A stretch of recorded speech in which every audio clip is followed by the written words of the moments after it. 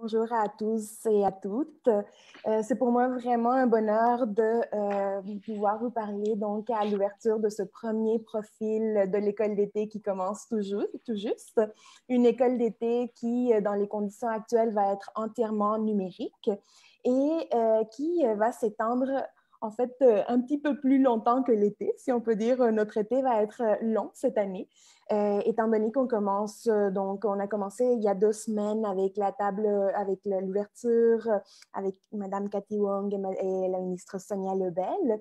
Et aujourd'hui, donc, on a une très, très belle table ronde qui promet d'être vraiment très, très intéressante et qui lance donc le profil, comme disait Anne-Gabrielle, plaidoyer, qui est le premier profil de l'école d'été. Étant donné que depuis longtemps, les profils sont le cœur de l'école d'été, nous allons continuer, même dans cette édition numérique, à mettre au cœur cet engagement qui est proposé à travers différentes postures d'implication. Donc, qui vont se déployer à travers les mois à venir. Donc, en ce moment, on commence ce profil plaidoyer dont le thème est le virus qui fait trembler la démocratie. Ensuite, nous passerons au profil engagement social qui commencera donc le 12 août avec la thématique Reconstruire le vivre ensemble. Et ensuite, on passera au profil mobilisation qui sera porté par Oxfam et qui portera le thème Agir en ligne pour la parité. Et puis, pour terminer, avec un profil innovation qui débutera en octobre et dont le thème est l'après-COVID vers une démondialisation, point d'interrogation. Et également, on a une cohorte de jeunes qui pourront se joindre au Lab Média, donc des personnes qui sont déjà dans un parcours de journalisme. Ils pourront donc avoir la chance de côtoyer des mentors inspirants, inspirantes du devoir. Voilà.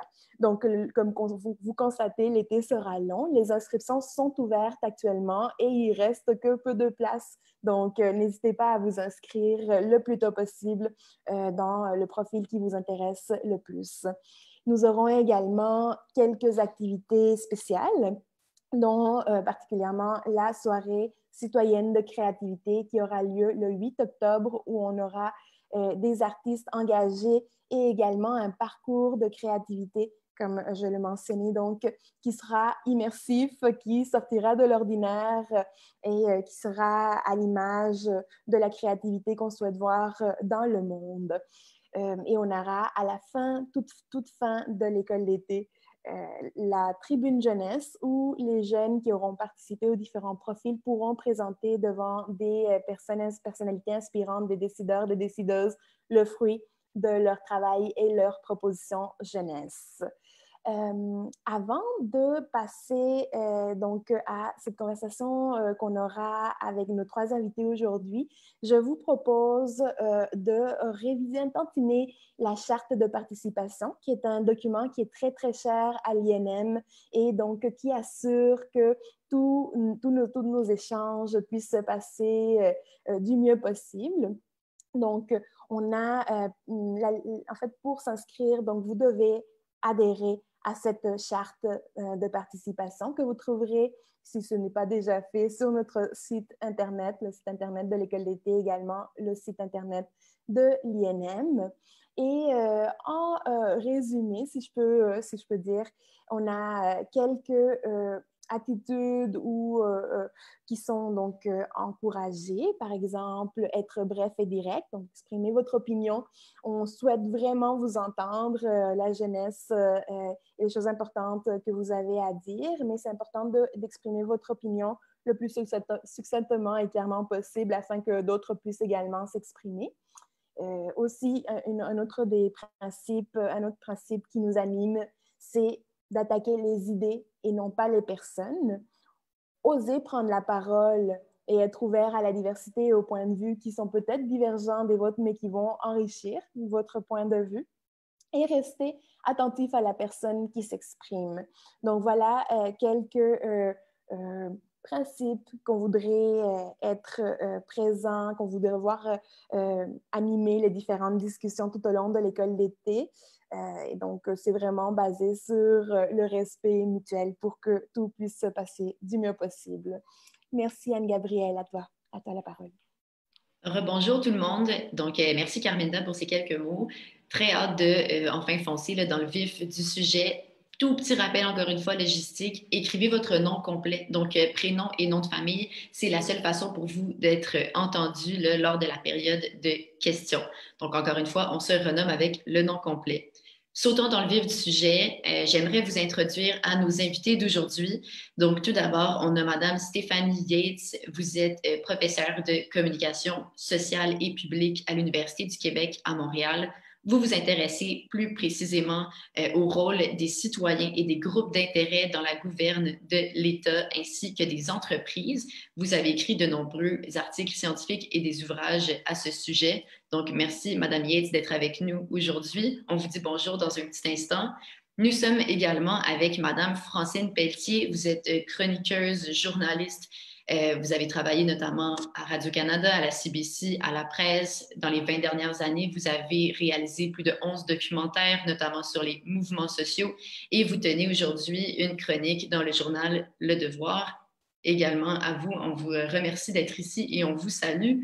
Finalement, Monsieur Damien Hazard, qui nous parle du Brésil. Vous êtes coordonnateur général et cofondateur de Vida Brasil, qui vise la promotion de la défense des droits des personnes aînées.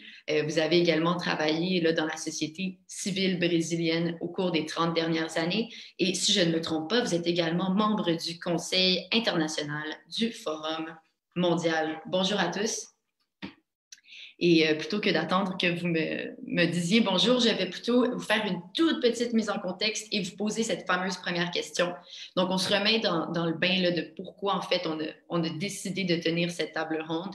C'est qu'en mars dernier, comme on le sait, l'état d'urgence sanitaire a été décrété. L'Assemblée nationale suspendait ses travaux. Des points de presse quotidiens ont commencé à se tenir. Toute activité impliquant des rassemblements, dont des rassemblements de nature associative, sont annulés. Et à l'international, des régimes démocratiques et non démocratiques mènent la vie dure à toute forme d'opposition. On peut penser à des pays comme la Hongrie, la Thaïlande et le Brésil qui, de différentes façons, ont limité les prises de parole opposées au régime. Sans plus attendre, notre première question pour guider les conversations aujourd'hui, à quoi sert la critique en temps de crise? Donc, déjà, on pourrait peut-être écouter Mme Yates à ce sujet. Merci. Bonjour à tous et à toutes. Merci pour cette invitation. Ça me fait très plaisir d'être là ce soir et de partager cette tribune avec Mme Pelletier et M. Hazard que je salue encore une fois. Donc, la place de la critique lors de cette pandémie, d'entrée de jeu, je veux poser que je considère le questionnement et la critique objective comme étant fondamentales en démocratie. Dans le cas de la présente pandémie, notre animatrice l'a dit, la critique s'est faite discrète en raison, à mon avis, de deux facteurs. D'abord, la très forte acceptabilité sociale des mesures de confinement prises par le gouvernement Legault, si on parle du contexte québécois, et ensuite par la place prédominante occupée par la figure de l'expert. Donc, si j'aborde le premier point, cette notion d'acceptabilité sociale qui a été donc très forte pendant cette pandémie, il est utile d'abord de revoir un peu ce qu'on entend par acceptabilité sociale parce que c'est un terme qui est utilisé un peu à toutes les sauces, qui est parfois même instrumentalisé. Donc, la définition que j'utilise, c'est celle de Corinne Gendron de l'École des sciences de la gestion de l'UQAM, qui conçoit l'acceptabilité comme l'assentiment de la population à un projet ou à une décision résultant d'un jugement collectif que ce projet ou cette décision est supérieure aux alternatives connues, incluant le statu quo. Donc, partant de cette définition-là, l'acceptabilité sociale, je la vois vraiment comme un construit social qui, à mon avis, repose sur différents types de légitimité qui se construisent à travers le discours public. Et ce qu'on voit dans le cas de la pandémie, c'est que ces différents types de légitimité étaient très fortes. Les autorités publiques au Québec ont réussi à bien asseoir ces types de légitimité qui sont un peu comme les piliers sur lesquels s'érige l'acceptabilité sociale des mesures qui ont été prises. Donc, premier pilier, premier type de légitimité, la légitimité substantielle associée à la situation. Donc, je pense qu'on reconnaissait largement qu'on faisait face à un réel problème, qu'on faisait face à un virus inconnu dont les effets sur la santé pouvaient être graves. Donc, il y avait vraiment un consensus quant à l'idée qu'il fallait agir, qu'il fallait donc prendre des mesures par rapport à cette situation-là. Deuxième pilier, la légitimité personnelle qu'on peut associer à la confiance qu'on va accorder aux autorités publiques en place.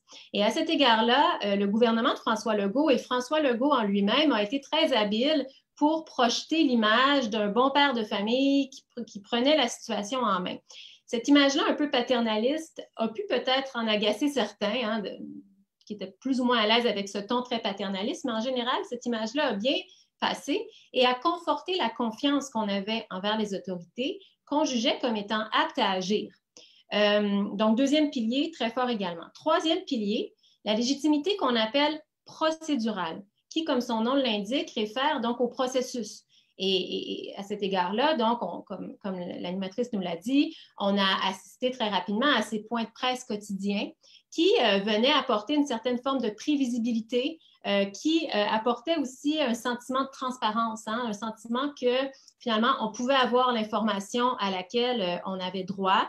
Dans la procédure aussi, on a senti l'authenticité des réponses qui étaient apportées par M. Legault et par le Dr Arruda en particulier. Ce n'étaient pas des réponses scriptées. On sentait qu'ils étaient vraiment là et qu'ils parlaient sur un ton authentique. Donc, ce troisième pilier, la légitimité procédurale très forte. Et finalement, quatrième pilier, la légitimité technique. Le fait qu'on a eu l'impression, en tout cas, que le gouvernement, surtout au début de la pandémie, savait ce dont il était question, savait comment réagir et possédait la science nécessaire pour agir correctement. Et on se rappelle donc des fameuses explications du Dr Arruda sur l'aplanissement de la courbe. Et de fait, la littérature sur la communication de risque montre que face à une controverse scientifique ou face à des risques qui sont peut-être incertains ou mal balisés, la science devient elle-même objet de débat. Elle devient un enjeu politique. Or, cette politisation de la science se joue en filigrane, à l'arrière-plan, puisque à l'avant-scène, les décisions sont présentées comme étant strictement fondées sur la science. Donc, devant cette aura scientifique, le citoyen a assez peu d'espace finalement pour s'exprimer et la critique et même rabrouer. Peut-être un dernier petit point si j'ai le temps. Madame Yates, je suis désolée, évidemment, c'est très intéressant. Vous avez mis une table théorique, je pense, qui va être très intéressante pour Monsieur Damien Hazard, mais on a très peu de temps par thème, donc on va sauter tout de suite à Monsieur Hazard, qui, je vous le rappelle, est basé au Brésil. Monsieur Hazard, pour vous, la critique en temps de crise, avec quoi ça rime en fait? Alors déjà, pour commencer, bonjour à toutes et à tous. Merci Carmine, Dan, Gabriel, Marie, qui est dans les coulisses, Mathieu et aux autres. Et puis très content d'être avec vous, avec Stéphanie et Francine aussi pour ce débat, cette table ronde, numérique, mais qui est quand même ronde. Déjà, je voudrais commencer en disant qu'effectivement, il me semble que la critique, elle est fondamentale dans la société dans tous les temps. La critique, c'est la liberté d'expression, c'est le fait aussi de pouvoir valoriser la diversité humaine et la diversité des opinions.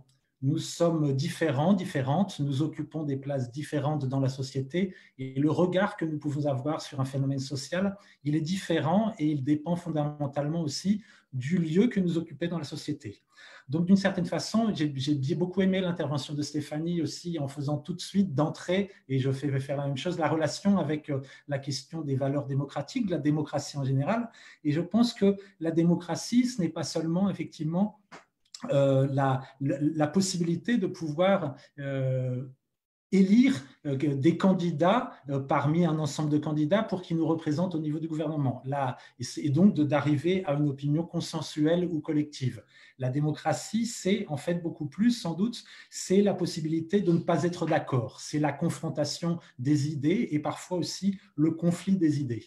Donc je pense qu'en tout temps, et notamment en temps de crise, la critique, elle reste fondamentale et en temps de crise, au moins autant qu'en temps normal. Pourquoi ?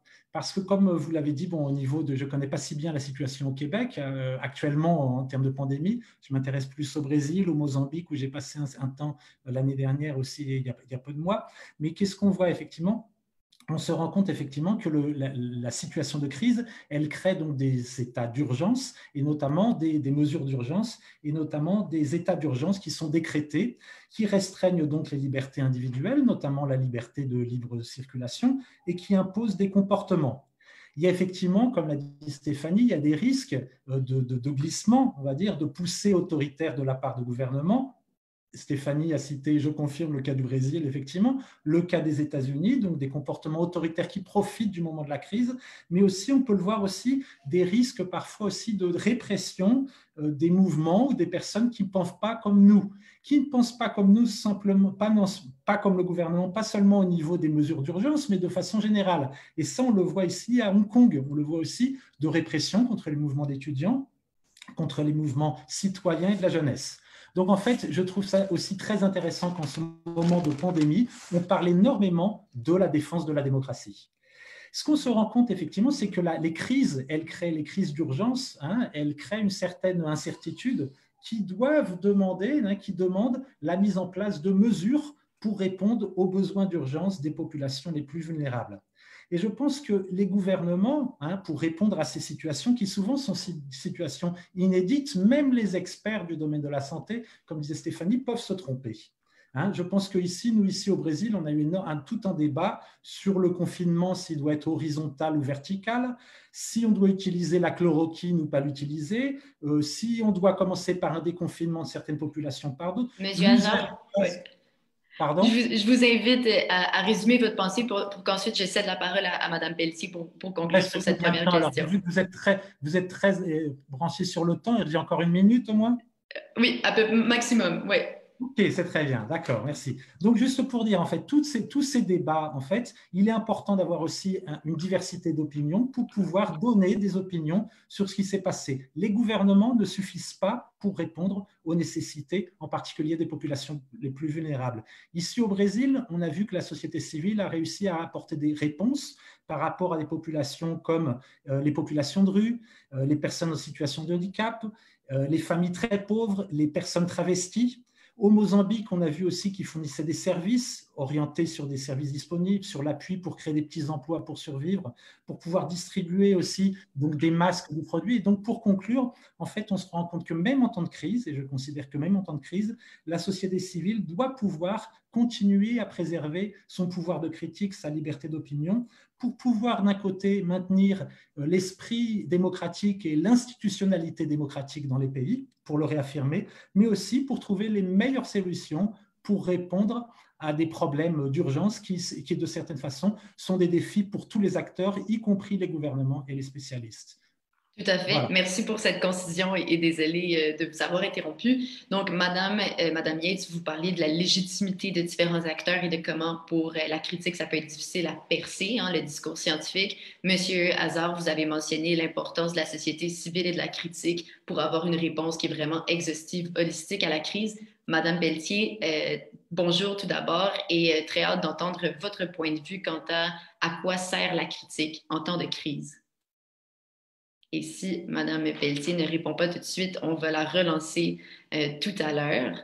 Mme Yates, peut-être un mot ou deux pour répondre à ce que M. Hazard nous disait juste à l'instant sur l'importance de la société civile pour avoir une réponse qui est solide à une crise, en fait. Oui, merci. En fait, je réagirais plutôt sur un aspect sur lequel a insisté M. Hazard, sur l'importance de conserver une espèce de conflit des idées, une place pour qu'il y ait conflit des idées. Et je trouve ça très important. Et si je reviens à la situation québécoise et à la figure de l'expert qui a pris beaucoup de place, en fait, ce dont on se rend compte aussi, c'est que c'est un type d'expert qui a pris beaucoup de place au Québec. Et effectivement, les acteurs de la société civile n'étaient pas nécessairement présents de façon très importante dans l'espace public. Ils n'ont pas pu prendre cette place puisque les seuls experts qu'on jugeait aptes à se prononcer, c'était les épidémiologistes. Et il y a tout un ensemble d'autres types d'expertise qui n'ont pas été mises à l'avant-plan. Expertise en travail social, expertise en pédagogie. Et ces expertises-là, si elles avaient été mises à l'avant-plan, si elles avaient pu s'exprimer, être valorisées, peut-être qu'on aurait pu mieux comprendre, mieux réfléchir, mieux expliquer, par exemple, les effets d'un confinement prolongé sur les populations vulnérables et marginalisées. Et dans les premiers moments de la crise, ce genre de discours-là n'a absolument pas pu percer ou prendre place de par l'importance du discours mené par un type d'expert en particulier. Tout à fait. Puis, OK, je me demande, est-ce que Mme Francine Pelletier vient de se joindre parmi nous? Votre point de vue quant au rôle de la critique en temps de crise, Mme Pelletier? Ben moi, évidemment, je suis journaliste. Alors, on pourrait dire que les journalistes, c'est des critiques qu'il y ait une crise officielle ou pas. On est toujours critique parce qu'en fait, il y a toujours une crise, étant donné que les journalistes sont là pour débusquer les choses qui ne vont pas. Donc, on est en crise, en crise permanente, si on veut. Cela dit, si je me réfère à la crise qu'on connaît en ce moment, c'est-à-dire la pandémie, et d'ailleurs, il y en a d'autres. Là, on pourrait parler de d'autres crises, les dénonciations d'agressions sexuelles, la question du racisme, etc. Ce sont aussi de très grandes crises. Il se passe toujours une espèce de phénomène de refroidissement. Et d'ailleurs, je l'ai noté lors de cette crise au Québec. Comme tout le monde au Québec, j'ai été fidèle au rendez-vous, au point de presse à 13h tous les jours du premier ministre et ses collègues. Et on a vu au début, pour les premières semaines, que les journalistes qui posaient les questions au point de presse étaient plutôt, je les trouvais personnellement, assez timides. On sentait qu'on voulait pas trop indisposer et trop critiquer ce que faisait le gouvernement. Bon, il faut dire qu'il y a des bonnes raisons pour ça. Personne ne savait ce qui se passait. Hein? Le gouvernement lui-même, il n'osait pas l'avouer, mais il ne savait pas vraiment ce qui se passait. Et nous, journalistes, on n'est pas des scientifiques. Donc, on ne savait pas nécessairement ce qui se passait non plus. Et aussi, il y avait un sentiment qu'on était, comme disait le premier ministre, dans la bataille de notre vie, n'est-ce pas? Il y avait un langage tout à fait militaire, ce qui est assez, je dirais, unique à le genre de crise que les journalistes couvrent d'habitude. Vraiment, on savait qu'il y avait quelque chose. Tout le monde était au courant que c'était quelque chose tout à fait hors de l'ordinaire. Et quand il y a quelque chose à ce point hors de l'ordinaire, et c'est vrai pour le monde entier, là, on était dans une crise planétaire, eh bien, tout le monde se serre les fesses. C'est bien simple. Et ça se notait dans les points de presse. À un moment donné, le vent a tourné, si je peux dire. Environ 2 semaines, peut-être un peu plus, 3 semaines, c'était en avril. Bon, l'état d'urgence a été déclaré au Québec le 13 mars. Je crois que c'est le 18 avril, donc presque un mois plus tard. Donc, il y a un mois où les journalistes rapportent fidèlement les propos du gouvernement sans trop oser critiquer. Et le 18 avril, on découvre, grâce à un journaliste de la Gazette, un journaliste anglophone, d'ailleurs qui va se faire plus tard engueuler par le premier ministre, Aaron Durfel, pour ne pas le nommer, qui sort l'histoire des CHSLD, hein, d'un CHSLD, c'est-à-dire les résidences pour aînés, pour nos visiteurs brésiliens, pour nos résidences pour aînés, des soins de longue durée. On découvre des histoires d'horreur. Et là, le vent va tourner parce que ce qui, en principe, était une situation absolument critique, mais qu'on considérait, parce que c'est ce qu'on nous disait tous les jours au point de presse, ça va bien aller, on a le contrôle, tout va bien, faites ce qu'on vous dit, tout va bien aller. On s'est rendu compte que le gouvernement n'était pas du tout en contrôle, notamment de cette question-là. Et là, tout a basculé à ce moment-là. Absolument. Et merci pour cette première réponse qui met si bien la table pour notre seconde question. Donc là, déjà, on le cible évidemment à travers vos différentes réponses. La critique, elle permet notamment d'avoir des informations qui peuvent être camouflées ou non diffusées par les autorités. Elle sert également à avoir une vision plus plurielle de la crise en insérant la société civile, en diversifiant le discours, en n'ayant pas que le discours scientifique, l'autorité, le suprême dans le cadre de la présente crise. Donc, elle sert à tout ça, en fait, la critique. Mais est-ce que, comme société, on n'aurait pas avantage en temps de crise à se rallier autour d'objectifs communs, à se rallier, rally around the flag, comme on dit en anglais? Donc, est-ce que la critique doit changer de rôle? Les journalistes, les citoyens doivent-ils changer de rôle en temps de crise? Doivent-ils se rally around the flag, se rallier autour d'objectifs communs? Ou doivent-ils garder leur rôle plus de chien de garde? Peut-être que je demanderai à M. Hazard de de nous donner son point de vue à ce sujet-là. Bon, merci Anne-Gabrielle. Je pense que ce n'est pas de toute façon une réponse facile. En fait, je commencerai par la deuxième question. Est-ce qu'il y a besoin d'un front commun? Oui, d'une certaine façon, effectivement, il est important d'avoir une union face à un problème qui est un problème collectif et dont la solution sera aussi collective. Si moi, je préserve une certaine distanciation physique, plus que sociale, et je mets le port du masque et que les personnes de ma famille ne respectent pas avec les autres et ne mettent pas de masque, il y a des chances que moi aussi je sois contaminé. Donc effectivement, on est tous responsables ensemble face à une mesure d'urgence. Mais en fait, donc, je pense que les critiques à court terme, comme je l'ai dit, elles sont importantes, mais elles doivent déboucher sur une conclusion rapide sur des mesures d'urgence. Le problème au Brésil, c'est que, comme au Brésil et je crois aux États-Unis aussi, d'Amérique, c'est qu'il n'y a pas eu de consensus même sur les mesures d'urgence. Nous, on en est arrivé où un gouvernement fédéral n'est pas d'accord avec son ministère de la Santé, ils ne sont pas d'accord avec les gouvernements d'État ni avec les gouvernements de municipalités. Donc, la population ne sait plus à qui confier. La pandémie est mal contrôlée. En même temps, on voit qu'il y a d'autres critiques qui perdurent, par exemple sur les mesures d'urgence, mais qui sont des mesures qui sont complètement sans fondement scientifique, sans compromission, qui sont motivées par l'argent, par les élections, par le pouvoir, alimentées par des fake news. Et donc, je ne pense pas que ces critiques-là, elles soient importantes. Au contraire, elles sont nuisibles et elles manipulent l'opinion publique et les citoyens et les citoyennes. Je parle d'une participation qui est importante de la société civile et qui peut être effectivement une place de la critique pour combattre l'augmentation des inégalités. Je vais donner un exemple. Au Mozambique, donc j'ai passé presque un an la dernière pour faire face à une situation d'urgence qui était les cyclones et après le début du Covid.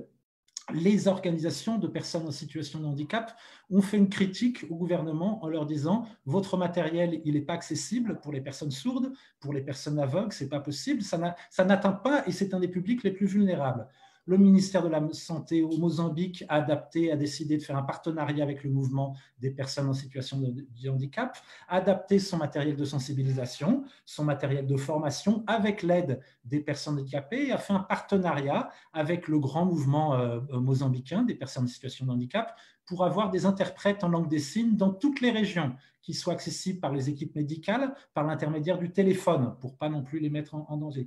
Donc ça, ils ont fait, je dirais que le pouvoir public mozambicain a fait le jeu de la démocratie, de la confrontation des opinions pour le bien, pour le bien des politiques. Donc ne pas faire le jeu justement de ce discours, de ces critiques sur ces mesures comme celle-ci, je pense que c'est faire le jeu, un jeu antidémocratique. Je pense que le rôle de la société civile, et je conclue donc là-dessus, le rôle de la société civile, d'une certaine façon, ce n'est pas résoudre le problème des populations vulnérables et le problème de la discrimination et des inégalités. Le rôle de la société civile, c'est d'indiquer la direction et que les pouvoirs publics puissent mettre en place des politiques publiques qui tiennent compte de ces bonnes solutions construites ensemble avec la participation des personnes qui connaissent leurs problèmes. Donc voilà, une réponse mitigée, on va dire. Voilà, donc on se rallie autour d'objectifs communs, mais toujours en gardant son œil critique. Madame Yates, est-ce qu'il y a quelque chose que vous aimeriez ajouter à ça? Oui, bien sûr. Je pense que est-ce qu'on doit laisser une place à la critique? Je pense qu'effectivement, il y a différents types de critiques. Je pourrais parler peut-être un peu plus tard des mouvements libertariens ou encore des théories complotistes, mais on doit faire la nuance sur le type de critique. J'ai dit d'entrée de jeu que je pense que ça prend une critique objective en démocratie et la critique qui peut venir des organismes de la société civile, comme ça a été mentionné par M. Hazard. Je pense que c'est une critique qui est tout à fait constructive et utile. Et l'autre nuance que j'apporterais, c'est le moment de la critique. Et ce qui est particulier avec la crise actuelle, c'est qu'elle a duré dans le temps. Beaucoup plus qu'une crise habituelle, qu'on pense aux inondations printanières, qu'on pense à la tragédie ferroviaire du lac Mégantic, c'était des crises qui étaient relativement circonscrites dans le temps, alors que là, on est sur un temps long. Et je vais me permettre de faire encore un peu de théorie, c'est mon billet de professeur. Donc, on reconnaît 4 différentes phases à une crise. Donc, il y a d'abord la phase aiguë, où la crise est déclenchée. Dans le cas qui nous concerne, cette phase-là correspondait au moment où les décès s'accumulaient en Europe. Il y avait vraiment une urgence d'agir, une urgence de confiner. Suit ensuite la phase chronique, où les dangers les plus immédiats semblent endigués, mais qui est caractérisée par des moments d'incertitude, par des doutes quant à la suite des choses. Suit ensuite la phase de redressement, qui correspond à un certain retour à une situation relativement contrôlée, un certain retour à la normale. C'est un peu la phase dans laquelle on est actuellement. Et enfin, la phase de cicatrisation qui correspond à l'heure des bilans. Alors, la critique, elle a assez peu de place dans la phase aiguë d'une crise, où il est important de faire corps, de travailler à l'unisson, M. Hazard le mentionnait, de suivre les consignes pour éloigner ou endiguer le danger immédiat. La critique peut prendre forme dans la phase chronique, mais c'est surtout lors du redressement et encore plus lors de la cicatrisation qu'on a le recul nécessaire pour évaluer les décisions qui ont été prises. Donc, dans le cas qui nous concerne, on est resté très longtemps dans cette phase chronique de la crise. On entame à peine le redressement et il n'est pas dit avec la deuxième vague qu'on ne va pas revenir dans une phase chronique. Donc, tout ça, ça crée un contexte qui est très favorable à une communication unidirectionnelle de la part des gouvernements, persuasive, plutôt qu'à une approche participative de la gestion du risque où on ferait appel justement au groupe de la société civile pour co-construire un peu ensemble les frontières du risque acceptable. Dans la crise, dans les débuts, dans les phases aiguës, la phase chronique de la crise, on est plus justifié de la part des autorités publiques d'adopter une approche plus unidirectionnelle. Évidemment, dans le cas de la pandémie, la critique a fini par émerger. Je pense que Mme Pelletier l'a bien mentionné. Il y a eu des questionnements par rapport au CHSLD, par rapport au projet de loi 61, par rapport à la capacité de tester à grande échelle, mais cette critique-là, elle provenait des journalistes qui ont fait leur travail, mais si on regarde du point de vue de la population, la critique est demeurée assez timide, je pense, encore une fois, en raison de l'acceptabilité sociale très forte à l'endroit des mesures prises par le gouvernement Legault, comme le montrent d'ailleurs les sondages où les taux de satisfaction, bon, ils ont peut-être baissé un peu récemment, mais ils demeurent quand même très élevés. Et je termine avec le fait que, à mon avis, le fait qu'il y a aussi des facteurs politiques, je reviens là-dessus, qui ont influencé la décision. Ce n'est pas juste la science qui a influencé les décisions, il y a eu aussi des considérations politiques et ça a donc conditionné les mesures l'acceptabilité des mesures. Si on prend le port du masque, au début, on disait c'est fortement suggéré. Ensuite, on a dit en fait, non, c'est obligatoire dans les transports publics et maintenant, c'est obligatoire dans tous les lieux fermés. Alors, il y a vraiment une gradation qui a fait en sorte que ces mesures-là soient plus facilement acceptée et donc la critique citoyenne a moins émergé. Donc, en résumé, je pense qu'il est vraiment important de tenir compte du contexte, des phases d'une crise pour bien analyser pourquoi la critique s'est faite assez discrète ici. Tout à fait. Puis, je relance la balle à Mme Pelletier. Vous étiez justement sur une lancée en train de dire quelle place la critique a su prendre tout au long de ces différentes phases. Je vous relance encore une fois la question, est-ce que la critique doit être écartée au profit d'un front commun en temps de crise?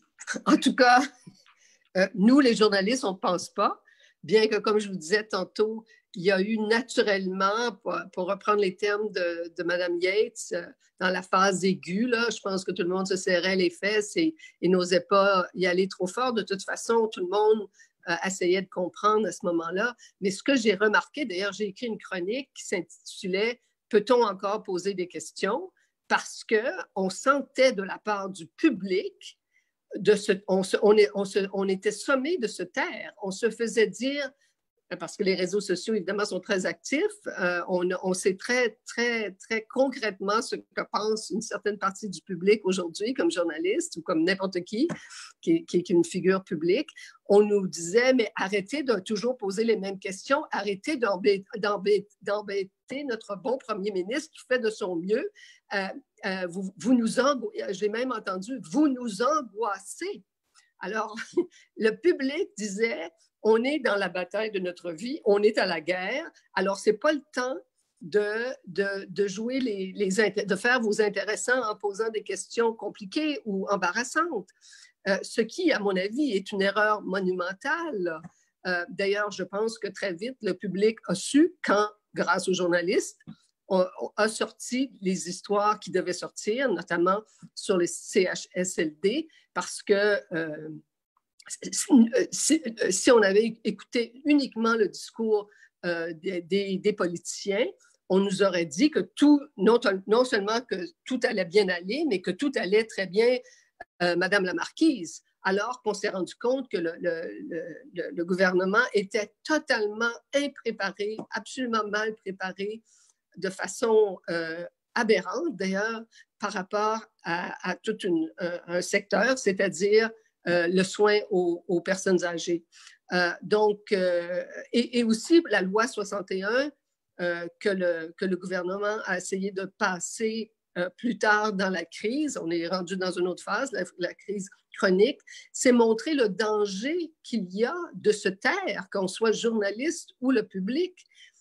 Il y a eu nettement un abus de pouvoir, une tentative d'abus de pouvoir à ce moment-là où le gouvernement du Québec a essayé de faire passer un projet de loi qui fait en sorte qu'au nom de repartir, redémarrer l'économie, on ne serait plus obligé d'établir les règles de bon fonctionnement telles comment on donne des contrats publics, les lois sur l'environnement, un paquet de choses qui sont importantes au processus démocratique. Eh bien, le gouvernement voulait suspendre à tout ça, tout simplement pour mieux démarrer l'économie. C'est un danger épouvantable quand on dit que beaucoup de gens ont dit que cette pandémie nous ouvrait deux voies. Il y avait deux grandes voies qui s'ouvraient devant nous à partir d'une crise. Bon. Je crois qu'on a perdu Mme Pelletier. Écoutez, on reste là, il n'y a pas de souci. Donc, Mme Yates, c'est déjà très intéressant. Vous avez mentionné qu'il y avait différentes phases à une crise, puis que le rôle de la critique pouvait évoluer à travers ces différentes phases-là. J'ai l'impression que Mme Pelletier a un point de vue, bon, certes, qui est en lien avec le vôtre, mais en même temps qui veut un peu plus que la critique à sa place, beau temps, mauvais temps, là, à toutes les phases d'une crise. Avant de passer à la troisième question, j'aimerais inviter nos participants qui écoutent la conversation en ce moment à commencer à réfléchir à des questions. Très bientôt, on va aller chercher les petites mains bleues qui s'agitent. Je vous rappelle que vous pèsez sur le mot participant, vous pèsez sur la petite main bleue, puis on va voir qu'il y a une question là, que vous voulez poser. Donc, j'invite aux gens qui nous écoutent à réfléchir à une question, puis peut-être à signaler leur envie de participer dès maintenant. On se tourne maintenant vers l'international. Je vois que Mme Pelletier est de retour, très bien. Donc, on se tourne maintenant vers l'international. On a parlé du cas du Québec, qui évidemment, qui n'a pas été parfait. Hein? La critique, on ne lui a pas toujours donné une très belle posture, une très belle place. Mais qu'en est-il à l'international? Je sais que Mme Yates et Mme Pelletier, vous êtes basés ici au Québec. Peut-être avec quand même vous observé des choses. Je donne d'abord la parole à M. Damien Hazard, qui, je le rappelle, est basé au Brésil et qui a passé une bonne partie de 2019, si je ne me trompe pas, au Mozambique. Alors, de votre côté, quels sont les cloches? Alors, quelle est la perspective internationale? Effectivement, moi, je ne vous parlerai pas du Québec parce que je pense que je n'aurai pas beaucoup d'arguments à vous donner et puis je suis là plutôt en train d'apprendre. Mais ce que je pense, en fait, de réfléchir par rapport au monde dans une perspective, on va dire, internationale, pas seulement du Brésil, du Mozambique ou du Québec ou d'autres pays. Je pense que le moment, ça reprend un petit peu les réflexions qui ont été faites par mes collègues juste avant, le moment, il est propice pour penser pas seulement aux mesures d'urgence, et aux questions qui sont moins importantes, mais effectivement, pour questionner notre façon de nous organiser, les politiques, le projet de société qu'on met en place et le type de modèle de développement qui est mis. Je ne sais pas si vous vous rendez compte, j'imagine qu'au Québec, c'est à peu près la même chose, on a aussi accès à des informations, mais les grands débats actuellement qui sont mis en place grâce à la situation de crise actuellement, je dirais c'est des débats qui sont fondamentaux pour la société que nous voulons continuer à remettre en place ou à reconstruire. L'un, c'est sur l'importance des services publics. Quelle est la place du secteur privé de la santé publique? D'ailleurs, on se rend compte que l'économie de marché de la santé, par exemple, n'a pas beaucoup servi, en tout cas dans les pays vus d'Afrique et vus d'Amérique latine, n'a pas beaucoup servi pour répondre à la question. On parle de débats comme l'économie de proximité. On se rend compte qu'effectivement, que face au Covid, la division internationale du travail qui partage donc les producteurs de produits industriels, de commodities, les produits agricoles sont tous différents et qu'effectivement ces divisions internationales du travail, elle était mise en question, qu'il faut qu'on apprenne à revaloriser davantage une économie de proximité et qu'on soit moins dépendant d'autres produits. La perspective internationale nous permet aussi de questionner effectivement l'importance de la coopération et de la solidarité entre les personnes, mais aussi entre les peuples. Jusqu'à quel point un vaccin va être un bien commun, ou va être le produit d'un marché. La perspective internationale nous questionne aussi sur l'environnement. On se rend compte qu'avec la pandémie et le confinement, la planète recommence à respirer. D'accord ? On a parlé aussi de la défense de la démocratie et de l'importance. On parle aussi quelque chose qui semble distant, mais un des grands débats actuellement, c'est la question de la discrimination raciale. D'accord, la discrimination des femmes et la discrimination raciale. On peut se dire, mais quel rapport avec la pandémie? Tout à voir. Ici, au Brésil, la population la plus vulnérable et la plus affectée, les personnes qui sont décès, c'est la population non blanche, noire et indigène. On parlait ahir, on pourrait revenir sur d'autres sujets, sur les politiques sociales, sur le débat sur le revenu universel qui pourrait remplacer les autres types d'aides. On parle aussi de l'annulation de la dette en Afrique. Ça, on a commencé à en parler parce qu'en fait, donc il y a toute une série de grandes questions qui sont absolument fondamentales et qui doivent être mises en critique pour qu'on puisse penser effectivement quel type de société nous voulons reconstruire, puisqu'il s'agira de toute façon d'une société qui ne sera pas la même normalité que celle d'avant. Et en ce sens, la perspective de la jeunesse, la participation de la jeunesse, cette école, cet institut du Nouveau Monde, qui est un nom si bien approprié, il contribue à mon sens justement à réfléchir, à engager la jeunesse. On le voit, la jeunesse avec Greta sur les changements climatiques, Malala sur l'éducation. On a besoin, en fait, d'une certaine façon, tous ensemble, de pouvoir agir localement, mais de pouvoir penser globalement. Et je conclurai juste en réfléchissant. La crise, elle a toujours débouché dans l'histoire de l'humanité, dans une perspective internationale, elle a toujours débouché sur une nouvelle porte, sur un nouveau monde, qui n'est pas tout à fait différent et pas tout à fait similaire.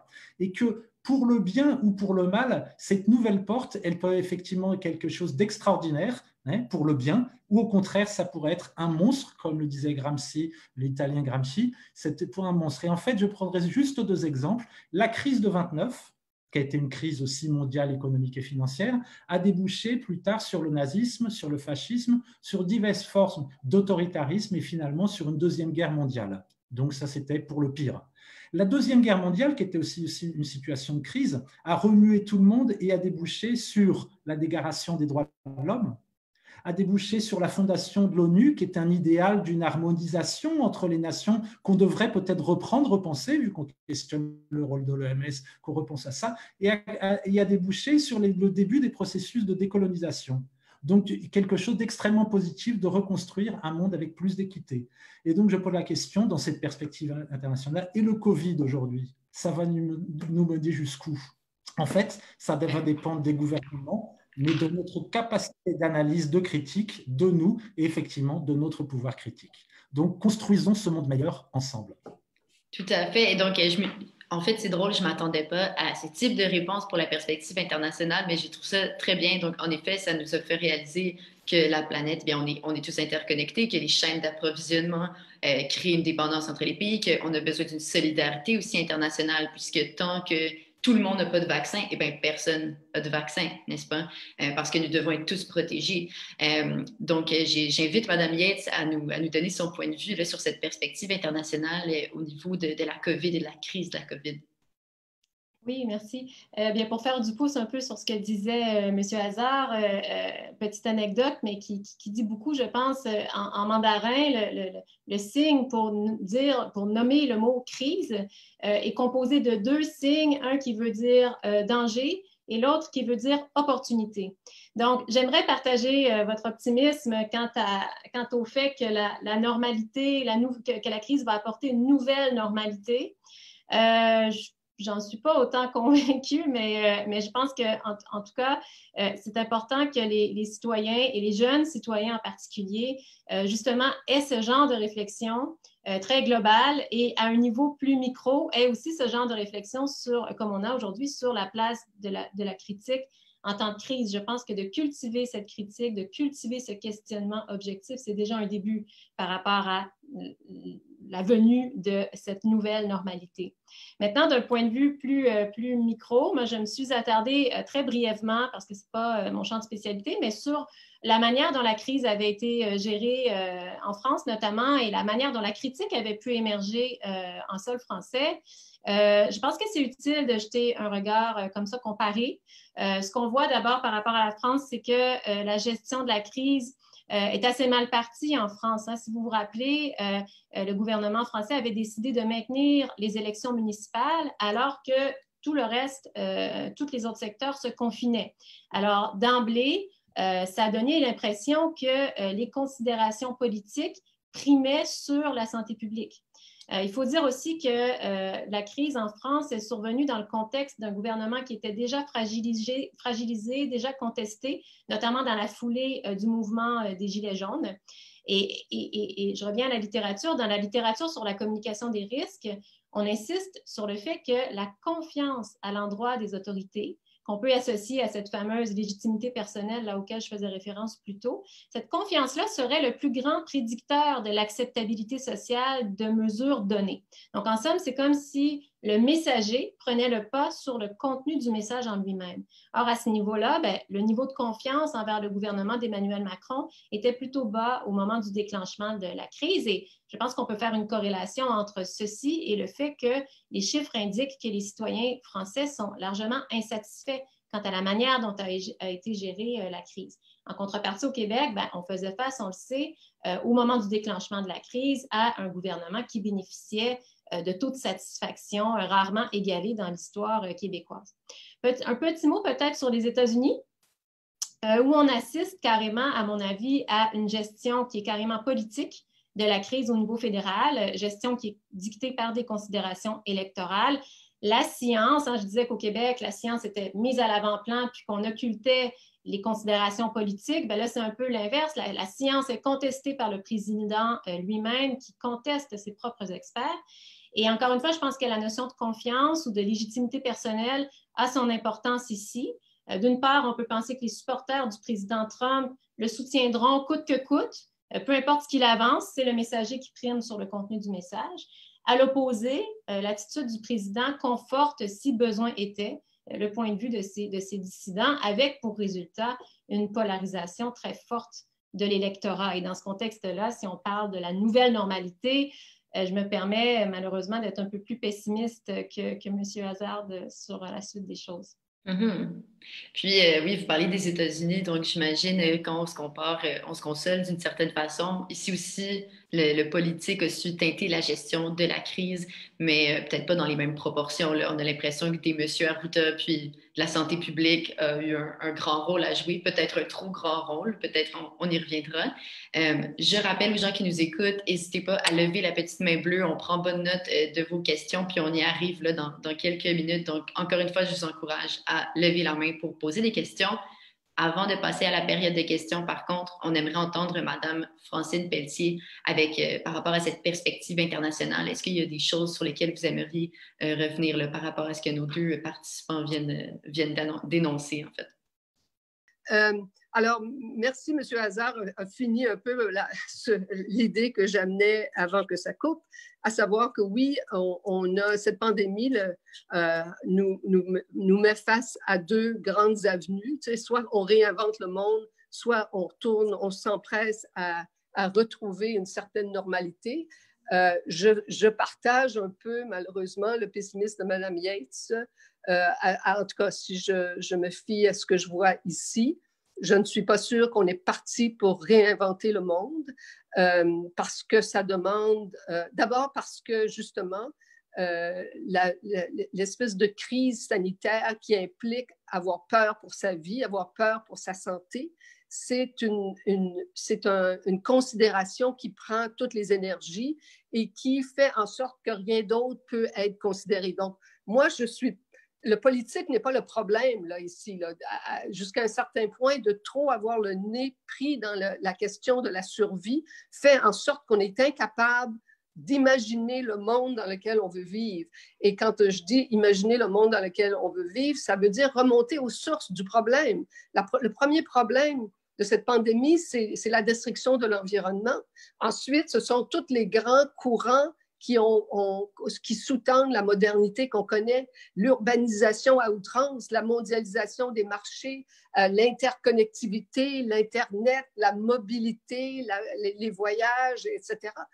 Tout ce qui fait la vie moderne fait partie jusqu'à un certain point du problème. À quel point sommes-nous prêts à remettre ça en question? Je ne suis pas sûre qu'on est suffisamment prêts. Et quand M. Hazard parlait du danger toujours dans de telles crises de tomber dans un certain autoritarisme, on l'a vu ici au Québec avec la loi 61. Donc, permettez-moi je ne veux pas je pense quand même que c'est une opportunité en or parce que jamais, c'est la première fois dans l'humanité que tout le monde s'arrête ensemble, que les riches comme les pauvres, les blancs comme les gens de couleur, de toutes les races, de toutes les dominations, on est un peu tous dans le même bateau. C'est quand même intéressant de voir que les pays d'Afrique les plus pauvres au monde s'en tirent mieux en ce moment que le pays le plus riche au monde, les États-Unis. Donc, il y a une opportunité ici. Est-ce qu'on va la saisir? C'est la grâce que je nous souhaite. Tout à fait, tout à fait. Merci beaucoup. Donc, des points de vue plus ou moins optimistes, là, dépendamment de où on regarde. On est tous ensemble dans le même bateau, en effet. Donc, je pense que c'est important d'avoir une perspective internationale, comme on vient de l'avoir sur ce sujet-là. On va passer aux questions dès maintenant. Donc, on a Lauriane Gorse, j'espère que je prononce bien ton nom, qui attend depuis déjà un moment pour poser sa question. Donc, je vais attendre que l'équipe technique active son son, active sa caméra pour que Lauriane puisse se prononcer et nous dévoiler sa question. Lauriane, est-ce que tu nous entends? Je me demandais quelle est la place pour le débat et la critique en entreprise? Parce qu'on a beaucoup parlé des citoyens et du gouvernement, des autorités publiques, mais finalement, en entreprise, est-ce qu'on ne peut pas le voir comme des sortes de micro-sociétés, surtout des entreprises de taille intermédiaire et peut-être plus grande? J'ai entendu parler de projets pilotes, de co-construction avec des sortes de cellules de crise et en même temps, certaines entreprises ont dû imposer des mesures. Donc, je ne sais pas si nos intervenants avaient des choses à dire à ce sujet-là. Et est-ce qu'il y a des subtilités dans ces cas-là? Merci, Lauriane. On va prendre une autre question. On va garder les deux questions, puis ensuite, on va relancer la balle à nos invités. J'appellerai Mme Jacqueline Romano à poser sa question. Donc, juste un petit instant, l'équipe technique va libérer son son. Madame Romano, est-ce que vous nous entendez? Oui, je vous entends. Oui. Très bien. Moi, je voulais demander que faire quand la liberté d'expression et la diversité d'opinion mènent à une crise? Comment éviter que la critique-là, qu'est-ce qu'on fait quand, au nom de la liberté d'expression, la diversité des opinions, cela peut mener à des intimidations, des dénonciations non fondées quand ce n'est pas anonyme? Et comment ça peut mener aussi à des discours racistes et extrémistes. Tout à fait. Merci beaucoup. Merci. Donc, deux questions qui ont des portées complètement différentes et qui portent sur des sujets complètement différents. On va commencer avec la question de Mme Gorse, donc qui se questionnait en fait au niveau des entreprises. Donc, si j'ai bien compris, on parlait notamment du rôle des entreprises en tant que critique, mais aussi la critique à l'intérieur des entreprises. J'invite Mme Yates à se prononcer là-dessus, car j'ai bien l'impression qu'il s'agit d'une question juste pour vous, en fait. Merci. Je ne pense pas que ce soit juste pour moi, mais merci pour la question. Elle est intéressante. Je pense que ça dépend vraiment du type d'entreprise et de la culture organisationnelle de ces entreprises. Les entreprises qui ont une culture organisationnelle qui valorise déjà la responsabilité sociale. Quand on parle de responsabilité sociale d'entreprise, ce qu'on dit, c'est que normalement, la responsabilité, elle passe d'abord par les employés. Pour qu'elle soit crédible, pour que ces démarches de responsabilité sociale soient vues comme étant crédibles et authentiques, les employés doivent être mis à profit. Il doit donc y avoir une gestion participative, une incitation à obtenir le point de vue des employés. Alors, je pense que les entreprises qui étaient déjà dans cette optique-là, dans cette culture-là, ont peut-être pu justement faire fructifier les idées de leur force de travail. Je pense, je n'ai pas étudié la question, mais j'imagine que les entreprises où le mode de fonctionnement est davantage top-down, hiérarchique, traditionnel, on réagit de cette manière-là. Encore une fois, la crise a peut-être généré des opportunités et peut-être que certaines entreprises ont pris ce temps d'arrêt pour revoir un peu leur manière de faire. Ce serait intéressant de faire des études de cas sur cette question-là. Oui, puis quand je disais que la question était juste pour vous, en fait, c'est que j'avais l'impression que ça tombait pile poil dans vos sujets de prédilection. Donc voilà, mais évidemment, j'invite les autres invités à se prononcer s'ils ont un point de vue au sujet de la question de Mme Laure, qui, je vous le rappelle, touche à la place des entreprises dans toute cette crise-là. Monsieur Hazard, Mme Pelletier, Monsieur Hazard, oui. Oui, Moi, juste, je voudrais ajouter, je ne suis pas un spécialiste effectivement du monde des entreprises, mais en fait, ce que je vois effectivement avec cette réflexion un peu globale sur le futur du monde, je pense que la pandémie, elle pose toutes les questions en fait d'un refondement, de repenser, d'une nouvelle réflexion sur le monde des entreprises. Je pense que la pandémie amène à réfléchir sur des questions de nouvelles formes de travail, du télétravail, sur peut-être des questions telles que la recherche du profit ne doit plus être la seule chose, mais aussi la contribution pour la société, la solidarité. L'économie de marché, d'une certaine façon, peut être remise en cause sur les questions, comme j'avais dit, sur la santé, sur des politiques publiques davantage par la population. Donc, je pense qu'il y a des grandes questions du monde des entreprises qui doivent être abordées, qui vont être confrontées, effectivement. Ceci dit, je pense que c'est aux entreprises et au monde des entreprises de réfléchir. Mais on sent quand même qu'il y a une solidarité, une évolution, une prise de conscience sans doute, au-delà justement d'une économie de marché qui ne recherche que le seul profit. Je pense qu'il y a une question, une conscience collective, j'espère en tout cas. Je ne sais pas si je suis vraiment pessimiste, mais en tout cas, comme l'a dit Francine Pelletier, je pense que c'est une opportunité en or. Donc, en fait, je vais juste citer une chose, c'est Gramsci, donc un théoricien politique, disait qu'il est très important de combiner le pessimisme de la raison avec l'optimisme de la volonté. Donc, je suis peut-être plus dans l'optimisme de la volonté, mais quand même restant les deux pieds sur terre. La situation est grave, mais on peut la changer. Et donc, je pense que cet espoir, dont j'espère me faire porteur et qui un peu m'anime dans mon travail, je pense qu'on arrive effectivement à un autre monde. Donc, tout à fait. Ouais. Voilà. C'est très belle citation là, qui est très à propos pour notre conversation. Madame Pelletier, quelques mots pour rebondir sur les propos de M. Hazard. Alors, oui, je suis d'accord. Je ne sais pas si les entreprises vraiment sont à réfléchir à la place de la critique au sein de leur organisation. Je le souhaite, mais ça m'étonnerait. Mais ce qui est sûr, et M. Hazard en a parlé, c'est que toutes les entreprises, des plus grosses aux plus petites, sont en train de se transformer à la vitesse grand V en termes de réorganisation du travail à distance. Tout le monde est en train de le faire. C'est franchement fascinant de voir à quel point quelque chose qui semblait si éloigné et si rebutant il y a encore quelques semaines ou mois est maintenant presque une norme. Alors, ça c'est la grande réalité des entreprises, je dirais, et ça va demeurer pour un bout de temps. Tout à fait. Donc, il y a des transformations qui sont en cours, peut-être qui étaient attendues. Et on sait aussi que ça a des bienfaits là, au niveau environnemental, le travail à la maison, ça implique d'autres genres de problèmes, mais bon, des choses auxquelles il faut qu'on pense puis qui vont peut-être perdurer dans le temps. Je nous amène maintenant à l'épineuse question qui a été posée là, par cette deuxième dame au sujet de la liberté d'expression. On sait que c'est un sujet qui fait toujours beaucoup parler à travers les époques, à travers les sujets.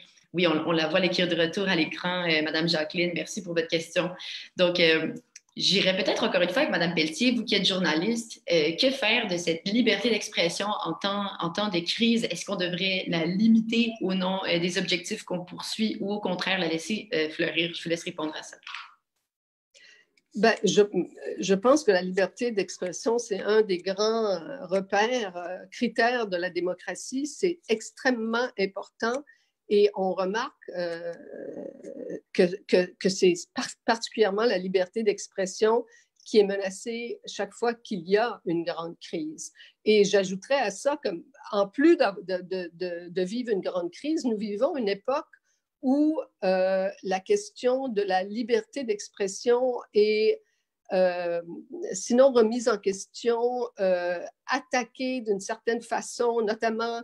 C'est davantage un phénomène américain, mais ça se voit dans tout le monde occidental, incluant au Québec, de la part de nouvelles générations, surtout dans les universités, qui veulent se préserver de discours qui ne font pas leur affaire. Le fameux safe space, la fameuse culture de la cancellation, de l'annulation, est une réalité de plus en plus grande. Donc, c'est de la part de mouvements de gauche progressistes, idéologiques, qui ont décidé que certaines personnes ou certaines idéologies avaient eu trop longtemps un droit au chapitre et que maintenant, ils déboulonnent les statuts pour les mêmes raisons en ce moment, dans un courant d'antiracisme, etc. Donc, tout ça fait que nous sommes dans la liberté d'expression, pour moi, est quelque chose, je pense, dont il faut s'occuper de façon quand même assez active. On prend pour acquis que dans nos sociétés démocratiques, il n'y a pas de problème de liberté d'expression. Il y a toujours un problème de liberté d'expression. Moi-même, j'ai été totalement sidérée, si vous me permettez une anecdote personnelle.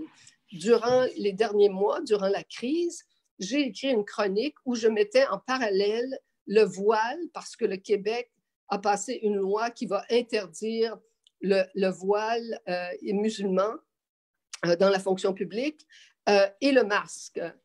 Parce que c'est quand même ironique de penser que des gouvernements qui interdisent le port de quelque chose qui couvre le visage, maintenant l'obligent pour des raisons totalement adverses. Je n'étais absolument pas préparée à me faire lessiver, traîner sur la place publique. Je n'ai jamais reçu des insultes comme ça de ma vie parce que j'ai compris que j'avais eu le malheur de mettre en parallèle ce qui, au Québec, le voile musulman représente le mal absolu. C'est quelque chose où il y a un consensus qu'il ne faut pas tolérer ça. Je ne suis absolument pas d'accord avec ça, mais il y a un certain consensus, une majorité de Québécois qui considèrent que c'est pas permissible. Et alors que nous vivions une crise sanitaire où le masque sanitaire devenait le bien absolu. J'avais eu le malheur de mettre ces deux choses-là en parallèle et j'étais traitée de tous les noms. Je vous passe les détails. Donc, la liberté d'expression, c'est pas quelque chose de facile et c'est quelque chose de beaucoup plus ténu qu'on le croit. Absolument. Puis donc, quelque chose à toujours garder en tête, même en régime démocratique, la liberté d'expression est toujours sujette à diverses formes de pression. J'irais pour prendre une dernière question, car je crois que Mme Pelletier là, nous a donné une bonne réponse à la question de Mme Jacqueline. Merci beaucoup pour votre question d'ailleurs. Est-ce que Jessica est encore à l'écoute de la conversation et aimerait toujours poser sa question? En fin de compte, ma question, c'était surtout sur le place et le rôle de la critique dans l'après-crise. Comme on l'a vu ici en France, on a constaté que la critique sur la gestion des crises a tendance à mieux responsabiliser l'inaction et surtout l'inefficacité de certaines actions prises par les gouvernants. Du coup, ce que j'aimerais savoir, c'est que est-ce qu'on doit s'attendre, comme ici en France, comme cela se projette en France et également au Chili, à une vague de mise en accusation tant au niveau politique que pénal, que ce soit le cas pour les États-Unis où la crise n'a pas été super bien gérée, ou au Brésil, est-ce qu'on doit s'attendre à des réactions similaires dans ces pays? Monsieur Hazard, je vous laisse répondre à la question de Mme Joseph qui semble basée en France. Merci Jessica. Je ne sais pas si j'ai bien compris, j'avais des problèmes avec mon audio, donc Oui. Vous m'entendez? Vas-y. Oui, ce que j'aimerais savoir, c'est que vous avez parlé de la gestion de la crise, que ce soit aux États-Unis et au Brésil, où il y a des décisions qui ont été prises que tardivement ou qui n'ont pas été prises en fin de compte. Du coup, on a vu en France et même au Chili, comme je l'ai lu, qu'il y a un processus de responsabilisation, que ce soit au niveau politique ou au pénal. On commence vraiment à mettre en accusation des ministres pour ce qu'ils ont fait ou qu'ils n'ont pas fait lors de la crise, de la gestion de la crise. J'aimerais savoir, est-ce qu'on peut s'attendre à un même cas au Brésil et aux États-Unis au niveau politique pour les élections qui arrivent prochainement? Monsieur Hazard, est-ce que c'est plus clair? Oui, c'est beaucoup plus clair et c'est une question vraiment intéressante qui, d'une certaine façon, fait le lien aussi de la question de Jacqueline aussi. Est-ce que toute critique est valable, hein? Je pense qu'il y a des critiques qui sont dangereuses, effectivement, qu'il y a des comportements de gouvernement qui font des critiques à l'OMS, comme c'est le cas au Brésil, qui critiquent leur propre ministère de la Santé, qui créent une confusion d'opinion et qui créent la difficulté, en fait, à la population de ne plus savoir à qui devoir. Je pense qu'il y a des possibilités ici, d'ailleurs, c'est le gouvernement brésilien a déjà essayé de retirer que les personnes au sein du gouvernement ne soient pas mises en procès s'il y avait des cas effectivement de génocide ou de grande extermination de certains segments de la population, comme les populations indigènes. Mais je pense qu'il y a justement une telle critique, un tel dynamisme aussi de la société civile, des personnes en général de la société, qu'on peut effectivement arriver à remettre en cause la politique gouvernementale fédérale du gouvernement brésilien. Et ça, c'est le jeu de la démocratie. Il faut qu'ils assument leurs actes. Il faut qu'on fasse attention. La liberté d'expression, ça ne doit pas être non plus la liberté d'agression, d'accord? Et on se sent effectivement de temps en temps un peu agressé par nos gouvernements qui disent tout et n'importe quoi, comme je l'ai dit, davantage motivés par des questions électorales de pouvoir ou d'argent. Donc, je pense que oui, on peut en arriver effectivement, en revenant à ce que vous dites, Jessica, on peut en arriver effectivement à des procès face à certains de nos gouvernements si le génocide ou l'extermination, par exemple, des peuples indigènes qui est en train de se passer au Brésil, continue. Je pense qu'il faut affronter ça avec force, dynamisme et créativité et un pouvoir créatif. Tout à fait. Merci beaucoup, Jessica, pour ta question et merci beaucoup, M. Hazard, pour cette réponse concise mais claire. Et donc, est-ce que les gouvernements vont peut-être continuer de payer pour leur gestion de la présente crise? Fort probablement, et on le verra aux urnes, mais aussi dans la rue, puis dans les médias, puis sur les réseaux sociaux, ce que la société civile et la société dans son ensemble a pensé de cet exercice sanitaire, mais aussi démocratique, comme on l'a vu. Merci beaucoup à tout le monde qui a été à l'écoute aujourd'hui. Merci évidemment à nos trois invités. Donc, je vous donne en ordre, là, comme vous apparaissez sur mon écran, M. Damien Hazard, qui est basé au Brésil. Merci Stéphanie Yates de l'UQAM, ainsi que Mme Francine Pelletier du journal Le Devoir. Ce fut fort agréable.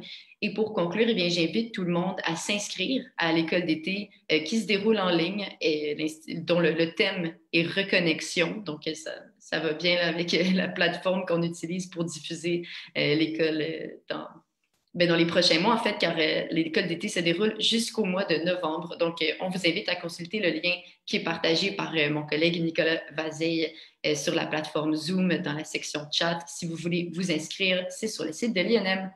Merci beaucoup et une très belle fin de soirée à tous et à toutes. Merci. Merci de l'invitation. Merci. Merci. Au plaisir. Merci à tous et à toutes. Plaisir.